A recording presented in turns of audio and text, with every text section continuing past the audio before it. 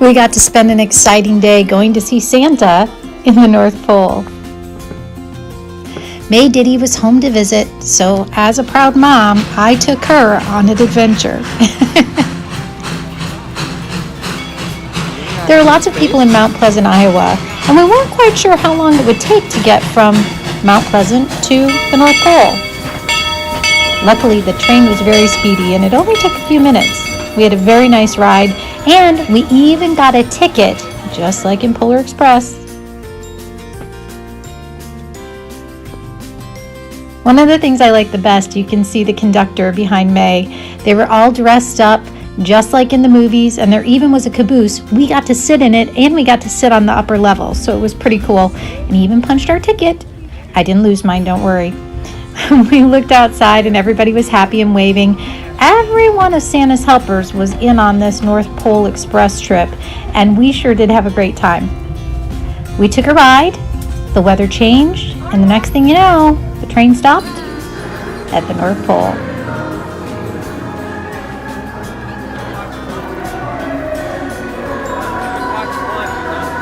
There are lots of grandparents with kids. There's May dancing, great Christmas music playing. The holidays sure are a great time to, well, have some fun. There are some pretty funny signs. This one, adults left unattended shall be turned into cookies at midnight, and children left unattended shall be turned into elves. So that was kind of fun. Neither of us was left unattended. We found lots to do. We did crafts, just like in the old days when she was a little girl. It's still fun. I asked if we could go sit by a little kid, and she kept saying, no, we're fine. So we enjoyed our time as the big kids at the North Pole. There was a princess walking around with gifts, and of course, hot cocoa and cookies at the bar. Everything you'd expect at the North Pole. And the princess actually gave us 2 special gifts from inside of her basket. I'll tell you about those a little bit later.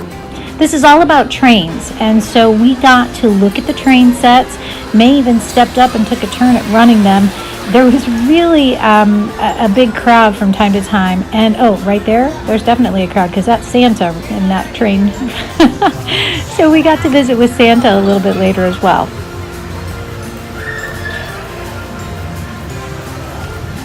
There's May running the train. I think she's speeding.